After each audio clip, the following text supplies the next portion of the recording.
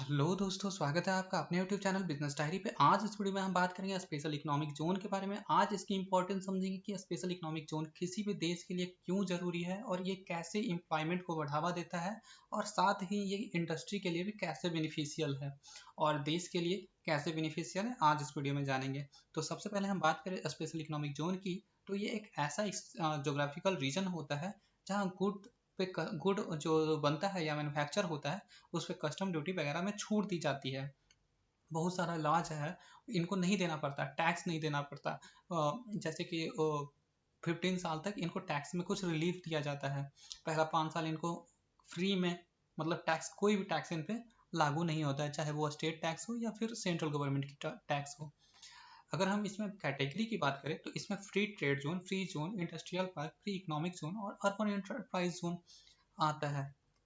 अगर हम free trade zone की बात करें तो it is an area with which good may be landed, handle, manufacture, reconfigured, reexported without the intervention of custom authorities. मतलब कि ये ऐसा एरिया होता है जहाँ पे हम कोई मैन्युफैक्चरिंग कर सकते हैं या फिर रिकॉन्फिगर कर सकते हैं सेम चीज़ को, कुछ नया चीज़, मतलब पहले से जो एग्जिस्टिंग चीज़ है उससे कुछ नया चीज़ बना सकते हैं या फिर री एक्सपोर्ट कर सकते हैं और कोई भी कस्टम का इसमें इंटरवेंशन नहीं होगा, वो हमारे काम में दखल नहीं देंगे। ये ऐसा एरिया होता है।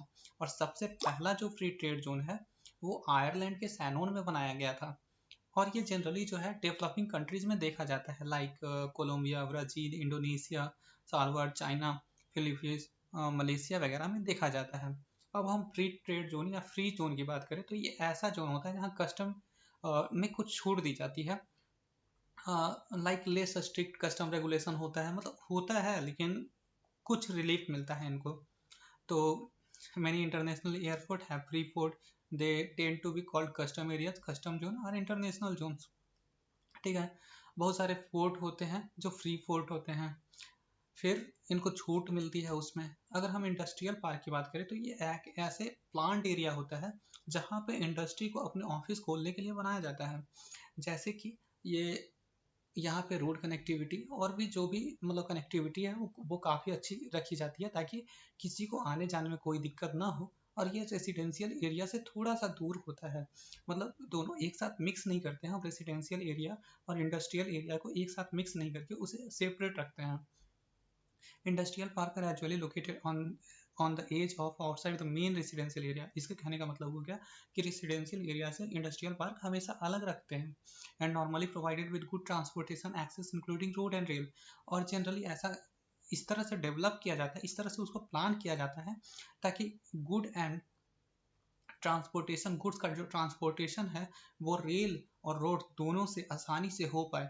क्योंकि अगर मान लीजिए कोई भी इंडस्ट्री अगर कुछ बनाती है तो उसको ट्रांसपोर्ट करेगी, क्योंकि वो सेम जगह तो कंज्यूम नहीं करेगी, उसका कस्टमर कोई एंड यूजर कोई और है। तो इस तरह से इसको बनाया जाता है ताकि उनको एक्सपोर्ट में आसानी हो। Free economic zone, free economic zone are the zone refer to designated area in which company are taxed very lightly और not at all in order to encourage economic activity. मतलब ये एक ऐसा एरिया होता है जहाँ पे काफ़ी कम टैक्स देना पड़ता है, या फिर ऐसा भी हो सकता है कि उनको टैक्स देना ही ना पड़े, क्योंकि ऐसा करने से इंडस्ट्री ज़्यादा से ज़्यादा वहाँ लगाएंगे और इकोनॉमिकल एक्टिविटी वहाँ ज़्यादा होगी, जिससे एम्प्लॉयमेंट बढ़ेगा। तो इनडायरेक्टली गवर्नमेंट को इससे फ़ायदा है, साथ में ही देश को भी फ़ायदा है, इसीलिए ऐसा किया जाता है। Sometime they are called free port, example the free port of Trieste in Italy. मतलब ये एक फ्री पोर्ट है जो इटली में है। अर्बन इंटरप्राइज जोन की हम बात करें तो it is an area in which the policies are encourage economic growth and development are implemented. ये कुछ ऐसा एरिया होता है जहाँ मतलब जो रूल रेगुलेशन पॉलिसी जो होती है उसको इस तरह से बनाया जाता है ना, ताकि कोई भी कंपनी अच्छे से डेवलप कर पाए। Urban enterprise zone policy generally offer tax concession, means tax में कुछ छूट देना। इंफ्रास्ट्रक्चर इंसेंटिव, अगर आप इंफ्रास्ट्रक्चर बिल्ड करते हैं तो आपको कुछ इंसेंटिव मिलेगा। Reduce regulation to attract investment, कुछ रेगुलेशन जो है आप पे अप्लाई नहीं होगा, रूल रेगुलेशन जो है उस एरिया में अप्लाई नहीं होगा। Urban enterprise zone are intended to encourage development in lighted neighbourhood through tax and regulatory relief to entrepreneur and investor who launches business in the area। और जो उस बिजनेस में अगर अपना कोई भी इंटरप्रेन्योर या इन्वेस्टर जो है अगर कुछ भी शुरू करता है तो उसको कुछ रिलीफ दिया जाएगा, जैसे कि टैक्स वगैरह ये सब। अगर हम फैसिलिटी की बात करें तो क्या क्या मिलता है, तो उनको टैक्स में छूट मिलता है, सबसे पहला चीज़।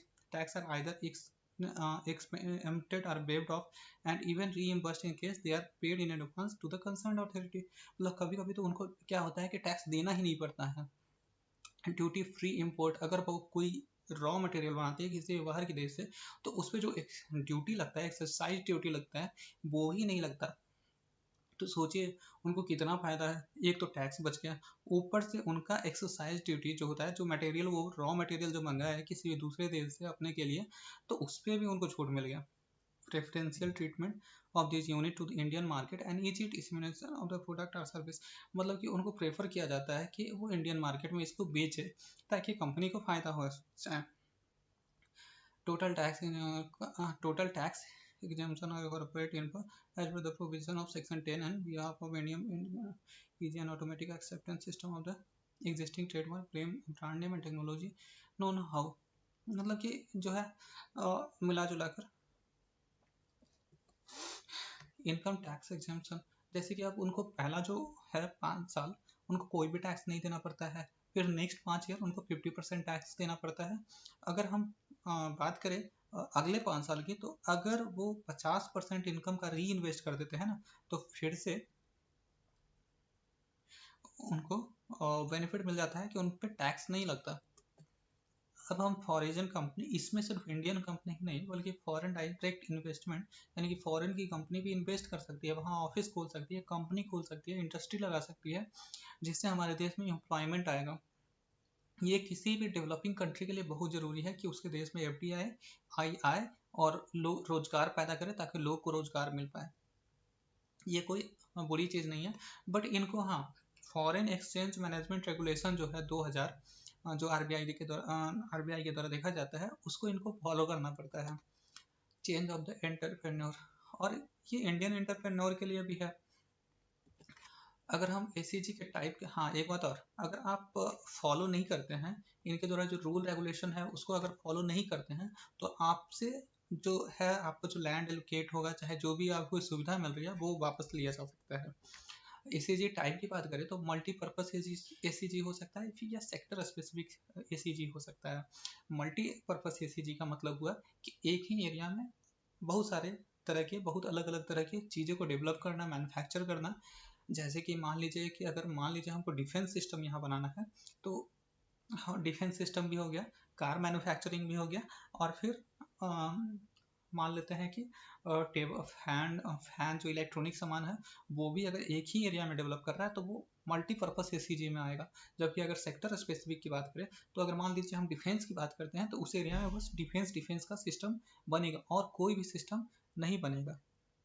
अगर सेक्टर स्पेसिफिक ACG की बात करें, तो जैसे पेट्रोकेमिकल हो गया, IT हो गया, इंजीनियरिंग बेस्ड हो गया, फ्री ट्रेड जोन हो गया, ऑटोमेटिव कंपोनेंट हो गया। अगर हम इसका पॉजिटिव इम्पैक्ट की बात करें, तो सबसे पहले तो FDI आया, इससे इकोनॉमिक ग्रोथ और एक्सपोर्ट को भी बढ़ावा मिलता है, इंफ्रास्ट्रक्चर डेवलपमेंट होता है। अगर मान लीजिए एक कंपनी आती है ना, कोई भी फॉरेन डायरेक्ट इन्वेस्टमेंट भी आती है, तो उसके आसपास जो है क्लस्टर ऑफ इंडस्ट्री बन जाता है, मतलब उसके आसपास बहुत सारी इंडस्ट्री, सपोर्टिंग इंडस्ट्री बन जाती है। तो हम बोल सकते हैं इंफ्रास्ट्रक्चर डेवलपमेंट में काफ़ी ज़्यादा हेल्प होता है, लोकल एम्प्लॉयमेंट अपॉर्चुनिटी मिलता है, और टायर 2 सिटीज़ में भी मतलब एम्प्लॉयमेंट लाने में मदद मिलता है, बिजनेस स्टार्ट करने में ईजी होता है। क्योंकि अगर ACG एरिया में आप बिजनेस करते हैं तो वहाँ सिंगल विंडो क्लियरेंस होता है, मतलब कि आपको कहीं बार बार जाना नहीं पड़ रहा है। जैसे आपको लैंड के लिए किसी और से संपर्क करना है, या फिर कोई भी रूल आपको, मतलब कोई भी अगर आपको क्या बोल सकते हैं, अगर कोई भी आपको अगर काम करना है तो उसके लिए अगर परमिशन लेना है तो वो अलग अलग डिपार्टमेंट से लेना पड़ता है। लेकिन अगर आप इसी चीज़ एरिया में अपनी कंपनी खोलते हैं, तो वहाँ सिंगल विंडो क्लियरेंस होता है, मतलब वो सारा जो है ना काम आपको एक ही विंडो पे हो जाएगा। और उसमें जो है ना duty free import and tax exemption होता है, मतलब इम्पोर्ट पे कोई टैक्स नहीं लगता और टैक्स में छूट मिलता है। अगर दोस्तों वीडियो अच्छा लगा हो तो लाइक शेयर एंड सब्सक्राइब जरूर करिए। हाँ वीडियो मैंने पूरी बातें इसमें नहीं बताई, क्योंकि वीडियो लंबा हो जाता तो वो लोग देखते नहीं है, पसंद नहीं करते।